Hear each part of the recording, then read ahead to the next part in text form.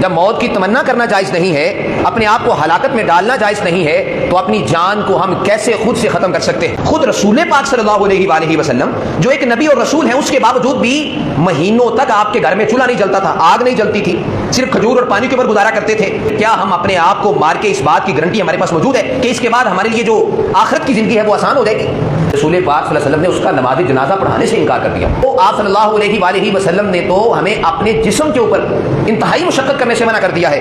میں عبادت بھی کرتا ہوں، میں سوتا بھی ہوں، میں روزہ رکھتا بھی ہوں، چھوڑتا بھی ہوں، میں نے جو ہے وہ شادی بھی کی ہوئی ہے، تیری آنکھوں کا تیرے اوپر حق ہے، تیرے جسم کا تیرے حق ہے، اور ملاقات کے لیے آنے والے جو لوگ ہیں ان کا بھی آپ کے اوپر حق ہے، اور تیری بیوی کا بھی تیرے اوپر حق ہے۔ میرے بندے نے اپنے نفس پر بڑی جلدی کی ہے کہ اپنے آپ کو مار دیا ہے، اپنے آپ کو قتل کر دیا ہے۔ حرمت علیہ الجنہ، میں نے اس پر جنت کو حرام کرا دے دیا ہے۔ سب سے پہلے تو اس بات کو سمجھ لیں کہ خودکشی کرنا تو دور کی بات ہے، خودکشی کی تمنا کرنا بھی جائز نہیں ہے۔ رسول پاک صلی اللہ علیہ وآلہ وسلم کا ارشاد گرامی ہے، صحیح بخاری کی حدیث ہے، تم میں سے کوئی بھی موت کی تمنا نہ کرے اس تکلیف کی وجہ سے جو اسے پہنچتی ہے، ہاں اگر بہت ضروری ہو جائے تو پھر اس طرح کہا جا سکتا ہے، اللہم احیینی ما کانت الحیات خیرا لی وتوفنی اذا کانت الوفات خیرا لی، اے اللہ مجھے اس وقت تک زندہ رکھ جب تک میرا زندہ رہنا بہتر ہے، اور مجھے اس وقت فوت کر دینا جب میرا فوت ہو جانا بہتر ہے۔ یہ کلمات کہے جا سکتے ہیں، اس طرح کے الفاظ بولے جا سکتے ہیں، لیکن خودکشی کی تمنا کھلے الفاظ میں، سیدھے الفاظ میں نہیں کی جا سکتی ہے، موت کی تمنا نہیں کی جا سکتی ہے۔ ایک حدیث میں ہے، بلکہ سورہ البقرہ میں ہے، اللہ رب العزت فرماتے ہیں وَلَا تُلْقُوا بِأَيْدِيكُمْ إِلَى التَّهْلُكَةِ، اپنے آپ کو ہلاکت میں نہ ڈالو، وَأَحْسِنُوا إِنَّ اللَّهَ يُحِبُّ الْمُحْسِنِينَ، احسنوا، احسان اور نیکی کا رویہ اختیار کرو، بے شک اللہ تعالیٰ احسان، نیکی اور خیر و بلائی کا راستہ اختیار کرنے والوں کو پسند کرتا ہے۔ سورہ النساء میں فرمایا کہ وَلَا تَقْتُلُوا أَنفُسَكُمْ، اپنی جان کو قتل نہ کرو، اپنے آپ کو قتل نہ کرو، اپنی جان کی دوڑ نہ کاٹو۔ ان اللہ کان بکم رحیما، بے شک اللہ تعالیٰ تم پر رحم کرنے والا ہے کہ آج اگر تمہارے حالات خراب ہیں، پریشان کن ہیں، تو یہ حالات تمہارے بدل بھی سکتے ہیں۔ ان دو آیات کی روشنی میں یہ بات ہمیں سمجھ آتی ہے کہ اللہ تعالیٰ نے خودکشی کرنے سے منع کیا ہے، اور رسول پاک صلی اللہ علیہ وآلہ وسلم کی جو حدیث مبارکہ آپ کے سامنے میں نے اس کا ترجمہ رکھا ہے، اس سے یہ بات سمجھ آتی ہے کہ موت کی تمنا کرنا بھی جائز نہیں ہے۔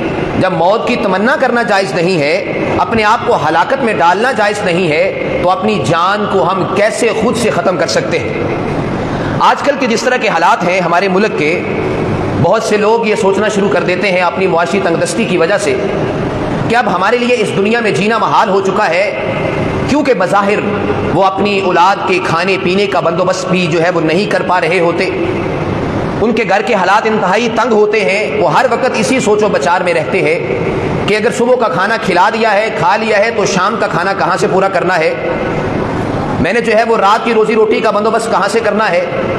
اسی طرح ان کی صبح شام جو ہے وہ گزرتی رہتی ہے، اور وہ پریشان رہتے ہیں، اور بعض اوقات وہ اتنے پریشان ہو جاتے ہیں کہ وہ لوگوں سے بھیک مانگنا شروع کر دیتے ہیں، اور بالآخر وہ یہاں تک سوچنا شروع کر دیتے ہیں کہ اب ہمارا جینا مشکل ہو گیا ہے، لہٰذا اب ہم کم از کم یہ تو کر سکتے ہیں کہ اپنے آپ کو مار ہی ڈالیں، تاکہ ہماری اولاد کی جو روز کی آوازیں ہیں، جو ہم سے سوال کیا جاتا ہے کھانے کا، وہ ہمیں جو ہے وہ ایک طور پہ جو ہے وہ زندہ رہتے ہی مار رہی ہیں، تو ہمیں ان چیزوں کو برداشت کرنا مشکل ہے۔ لہٰذا ہم یہ باتیں اخباروں میں پڑھتے رہتے ہیں، میڈیا پہ یہ سنتے رہتے ہیں کہ باپ نے خودکشی کر لی، ماں نے خودکشی کر لی، باپ نے خودکشی کر کے ساری اولاد کو بھی ساتھ ہی مار دیا۔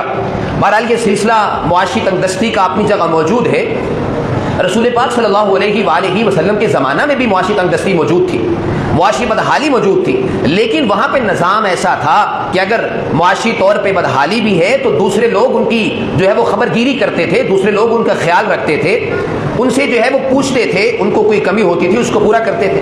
اس کے باوجود بھی ہم نے کیا وہ حدیث نہیں پڑھی ہوئی ہے کہ رسول پاک صلی اللہ علیہ وآلہ وسلم کے صحابی سیدنا ابو ہریرہ رضی اللہ تعالیٰ عنہ کے بارے میں آتا ہے کہ کتنی بھوک کی شدت وہ برداشت کرتے ہیں، کتنے کتنے دن جو ہے وہ بھوکے رہ جاتے ہیں۔ خود رسول پاک صلی اللہ علیہ وآلہ وسلم جو ایک نبی اور رسول ہیں، اس کے باوجود بھی مہینوں تک آپ کے گھر میں چولہا نہیں جلتا تھا، آگ نہیں جلتی تھی، صرف کھجور اور پانی کے اوپر گزارا کرتے تھے۔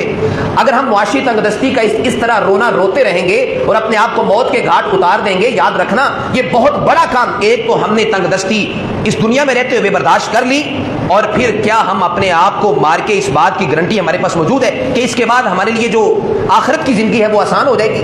جب آخرت کی زندگی آسان نہیں ہو سکتی ہے، بلکہ جو اپنے آپ کو اس طرح ہلاک کر دیتا ہے، اس کے بارے میں رسول پاک صلی اللہ علیہ وآلہ وسلم کا فرمان ہے۔ ایک دفعہ آپ کے سامنے ایک آدمی کا جنازہ لایا گیا تو اس کے بارے میں آپ نے پوچھا کہ یہ کون ہے، آپ کو اس کے بارے میں آگاہ کیا گیا، بتایا گیا کہ یہ وہ آدمی ہے جس نے نیزے سے اپنے آپ کو ہلاک کیا ہے، یعنی اس نے خودکشی کی ہے۔ رسول پاک صلی اللہ علیہ وسلم نے اس کا نماز جنازہ پڑھانے سے انکار کر دیا، اس کی نماز جنازہ نہیں پڑھائی ہے۔ خودکشی کرنا تو دور کی بات ہے، رسول پاک صلی اللہ علیہ وآلہ وسلم کے چند فرامین سنیں، ہمیں اندازہ ہوگا کہ آپ صلی اللہ علیہ وآلہ وسلم نے تو ہمیں اپنے جسم کے اوپر انتہائی مشقت کرنے سے منع کر دیا ہے۔ حدیث میں آتا ہے، وہ حدیث آپ نے بارہا سنی ہوئی ہے کہ 3 اصحابہ کرام آپ کے گھر میں آپ کی ازواج کے پاس تشریف لائے اور انہوں نے آ کے رسول پاک صلی اللہ علیہ وآلہ وسلم کی عبادت کے بارے میں دریافت کیا، تو آپ کے معمولات کے بارے میں جب انہیں بتایا گیا تو وہ کہنے لگے کہ آپ اتنی عبادت کرتے ہیں، باوجود اس کے کہ آپ کے اگلے پچھلے اللہ تعالیٰ نے سارے گناہ معاف کر دیے، پھر بھی اتنی عبادت کرتے ہیں، تو ہماری تو عبادت ان کے برابر ہو ہی نہیں سکتی۔ ان تینوں میں سے ایک نے کہا کہ میں ساری زندگی اب شادی نہیں کروں گا، یعنی اللہ کی عبادت میں گزار دوں گا۔ دوسرے صحابی نے کہا کہ میں سارا دن روزہ رکھا کروں گا، کبھی بھی افطار نہیں کروں گا۔ تیسرے نے کہا کہ میں نماز میں ہی رہوں گا، ساری رات قیام کیا کروں گا، میں کبھی بھی ناغہ نہیں کروں گا رسول پاک صلی اللہ علیہ وآلہ وسلم کو۔ جب یہ بات پہنچی، آپ نے ان کو بلایا اور پوچھا کہ تم نے ایسا کہا ہے، ذرا دیکھیے گا۔ آپ نے ان سے پوچھا کہ تم نے ایسی بات کی ہے، تو انہوں نے کہا ہاں اللہ کے رسول۔ آپ نے فرمایا اس طرح کرنا جائز نہیں ہے، میں عبادت بھی کرتا ہوں، میں سوتا بھی ہوں، میں روزہ رکھتا بھی ہوں، چھوڑتا بھی ہوں، اور میں نے جو ہے وہ شادی بھی کی ہوئی ہے، لہذا تمہارے جسم کا تمہارے اوپر حق ہے، تمہاری ازواج کا تمہارے اوپر حق ہے، تمہارے گھر والوں کا تمہارے اوپر حق ہے، اپنے آپ کو اتنی مشقت میں نہیں ڈالنا ہے۔ ایک حدیث میں ہے، حضرت عبداللہ بن عمر بن عاص رضی اللہ تعالیٰ عنہ بیان کرتے ہیں کہ میرے پاس رسول پاک صلی اللہ علیہ وسلم آئے اور آ کر مجھے کہا کہ مجھے اس طرح کی خبر ملی ہے، شاید یہ ان 3 اصحاب کرام میں سے ایک ہی ہو۔ کہنے لگے کہ مجھے اس طرح کی خبر ملی ہے کہ آپ نے یہ کہا ہے سارا دن روزہ رکھا کروں گا، کسی دن بھی ناغہ نہیں کروں گا۔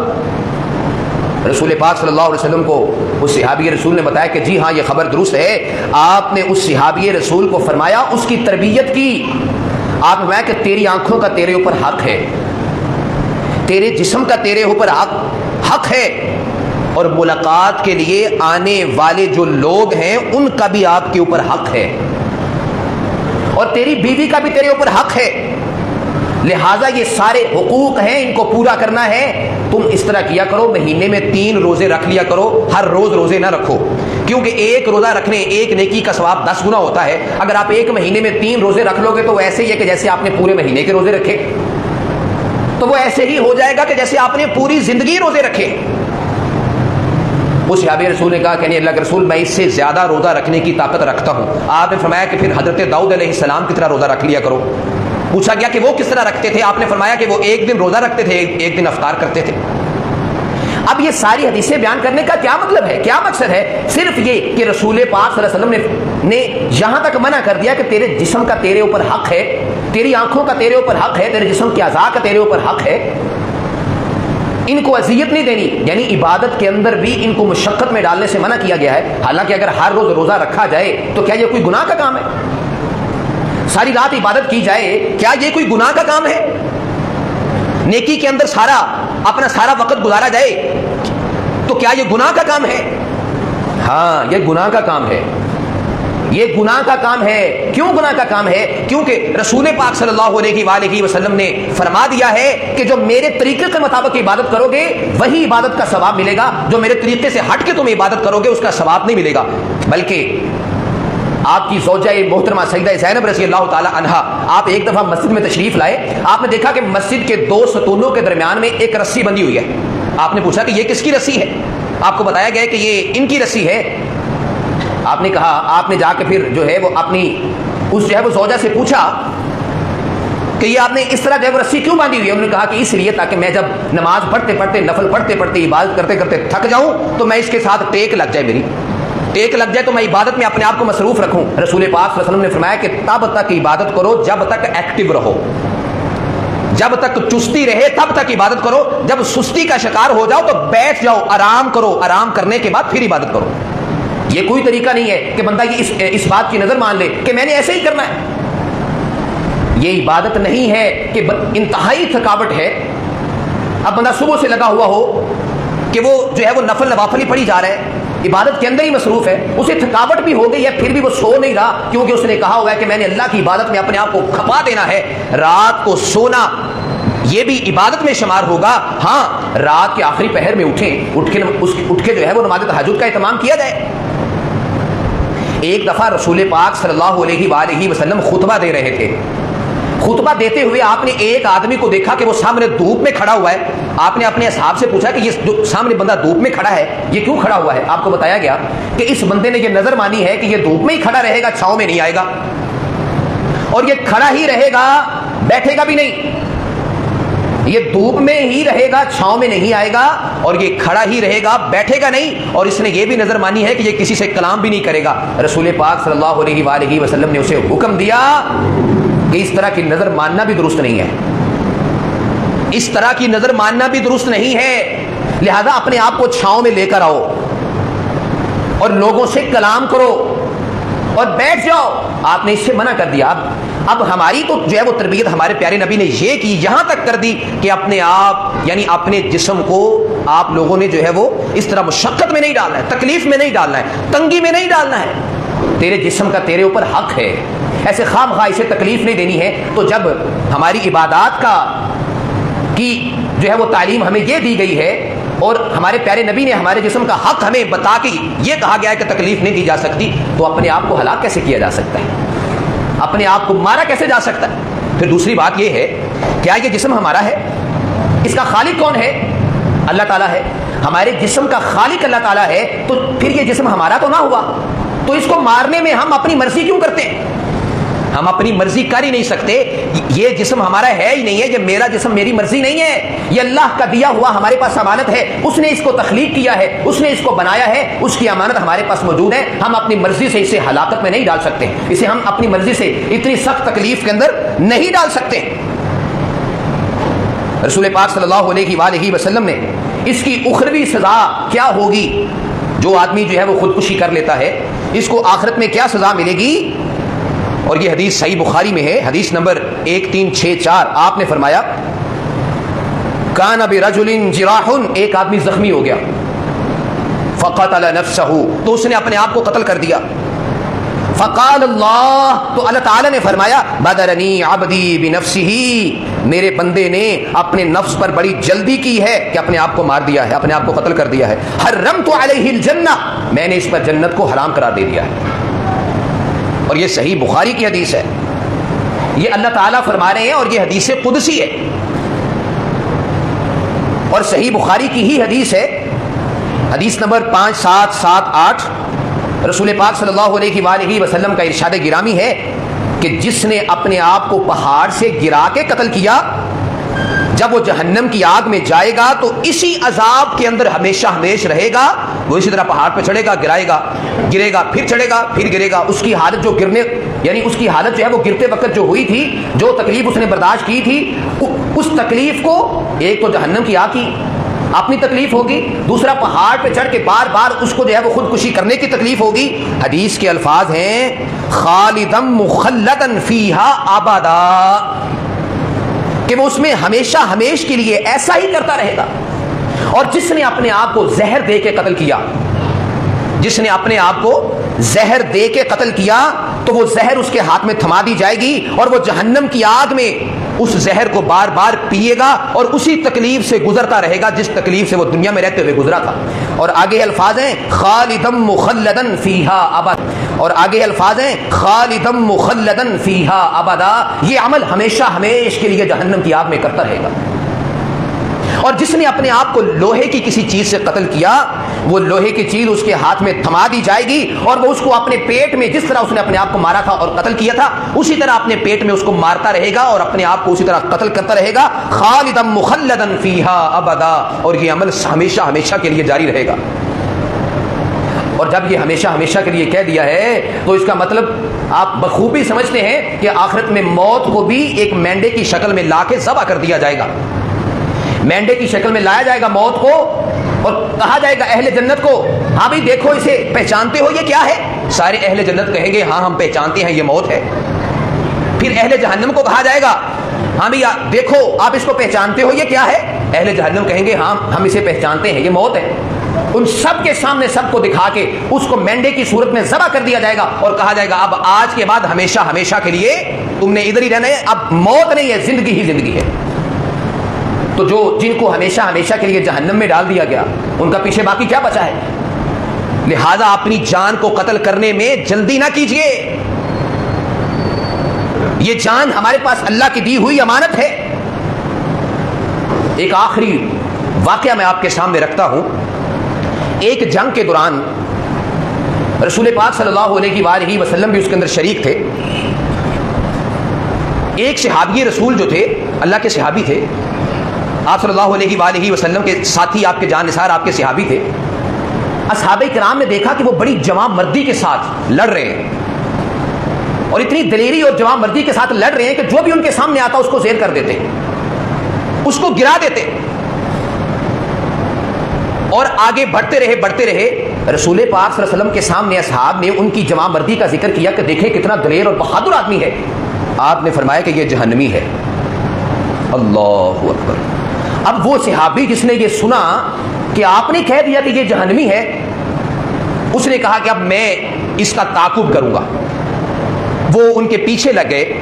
وہ اسی طرح آگے بڑھتے رہے، جواں مردی سے لڑتے پتہ نہیں کتنے کافروں کو انہوں نے جو ہے وہ جہنم حاصل کیا. آگے بڑھتے رہے حتیٰ کہ ایک موقع پہ جا کے ان کو زخم آ گئے اور زخم اتنے شدید تھے کہ ان کو شدید تکلیف ہوئی. تو انہوں نے وہ اس تکلیف میں صبر نہ کر سکے. انہوں نے وہی تلوار جس کے ساتھ وہ لڑ رہے تھے اس کے اوپر اپنے آپ کو اس طرح اپنا سینے کے درمیان میں اس کو رکھ کے اس کے اوپر جھول گئے اور اپنے آپ کو ہلاک کر دیا. وہ صحابی رسول دوڑتے ہوئے آپ کی خدمت میں حاضر ہوئے اور آ کر کہا اے اللہ کے رسول میں یہ گواہی دیتا ہوں کہ آپ اللہ کے رسول ہیں. آپ میں کیا ہوا بھائی کیا ہوا؟ تو وہ صحابی کہتا ہے کہ اللہ کے رسول آپ نے کہا تھا کہ وہ فلاں آدمی جہنمی ہے، میں اس کے پیچھے گیا تھا، وہ واقعتاً اس نے اپنے آپ کو قتل کر دیا اور آپ کی بات سچ ثابت ہو گئی، لہذا میں اس بات کی گواہی دیتا ہوں کہ یہ کام ایک نبی اور رسول کے علاوہ کسی کو بھی نہیں پتا ہو سکتا. میرے بھائیو دوستو، یہ وہ چند باتیں جو میں نے آپ کے سامنے رکھی ہیں صرف یہ بات سمجھانے کی کوشش کی ہے. معاشی تنگ دستی، معاشی بدحالی، غربت و افلاس کی وجہ سے بندہ بہت پریشان ہوتا ہے. یا اس کے علاوہ بھی بعض اوقات یہ بھی دیکھا ہے کہ امیر لوگ بھی، ابھی کچھ دن پہلے ہم نے یہ خبر پڑھی کہ جہانگیر ترین کا بھائی اس نے خودکشی کر لی تھی. آپ نے بھی جو ہے اس خبر کو پڑھا ہوگا. اب اس کے پاس کیا کچھ نہیں تھا، بندہ کسی وجہ سے تنگ آ جاتا ہے اور اس تنگی یا اس جو ہے وہ پریشانی کا سامنا نہیں کر پڑتا ہے اور وہ اپنے آپ کو ہلاک کر دیتا ہے. میرے بھائیو دوستو، کبھی بھی اپنی جان کو ہلاکت میں نہ ڈالیں، یہ ہمیں اختیار نہیں دیا گیا ہے. اگر آج ہم نے جلدی کرتے ہوئے آج اس دنیا کی تکلیف کو برداشت نہ کیا، اس تنگ دستی کو یا اس مصیبت کو یا اس پریشانی کو جو ہمارے اوپر آئی ہوئی ہے، اس کا جوان مردی سے مقابلہ کریں اور مقابلہ کرتے ہوئے اللہ تعالیٰ سے دعا بھی کیا کریں. ضرور ایک نہ ایک دن آپ کی یہ معاشی تنگ دستی دور ہو جائے گی، یہ پریشانی دور ہو جائے گی، یہ آپ کا مسئلہ حل ہو جائے گا. ہمت کبھی نہ ہاریں، ہتھیار کبھی نہ پھینکیں، یہ ہمیں سکھایا گیا ہے. میں نے لاسٹ جمعے آپ سے عرض کیا تھا لقد خلقنا الانسان فی کبد، انسان کو انتہائی مشقت والا پیدا کیا گیا ہے. وہ انتہائی جو ہے وہ اپنے آپ کو مسلسل محنت میں لگائے رکھتا ہے. ہماری آپ کہنے کہ بائی ڈیفالٹ یہ چیز ہمارے اندر رکھ دی گئی ہے کہ ہم مشقت کر سکتے ہیں، ہم محنت کر سکتے ہیں، ہم مصیبت اور ان مسائل کا سامنا کر سکتے ہیں. لا یکلف اللہ نفسا الا وسعها، کسی کی وسعت سے زیادہ اللہ تعالیٰ کسی کو تکلیف میں نہیں ڈالتا ہے. لہذا ان کا جمع مردی سے مقابلہ کریں، ان پریشانیوں کا سامنا کریں، جمع مردی سے مقابلہ کیا کریں اور اللہ تعالیٰ سے دعا کیا کریں، ضرور اس پریشانی سے نکلنے کا راستہ نکل آئے گا۔ اور دعا اس وقت کیا کریں جب آپ کے اور اس کے علاوہ کوئی اور نہ دیکھ رہا ہو، تنہائی میں بیٹھیں، اکیلے میں بیٹھیں اور اس سے گڑ گڑا کے دعائیں کریں۔ دیکھیے گا کہ یہ رستہ کیسے آسان ہوتا ہے، یہ پریشانی کیسے دور ہوتی ہے۔ ذرا 2 نفل پڑھ کے اکیلے میں جائیں تو صحیح، صبح تہجد کے وقت جب سارے سوئے ہوئے ہوں اور آپ اس وقت اللہ کے سامنے کھڑے ہو کے گڑ گڑا کے نفل پڑھ کے دعا تو کریں، اپنے اس پریشانی سے نجات کے لیے دعا تو کریں، ضرور کوئی نہ کوئی رستہ انشاءاللہ نکلے گا۔ اور کبھی بھی اپنے آپ کو اتنا مجبور نہیں کر دینا اور بے صبرے نہیں ہو جانا کہ اپنے آپ کو ہلاکت میں ڈال دیں یا اپنی جان کو ختم کر دیں۔ وآخر دعوانا ان الحمد للہ رب العالمین۔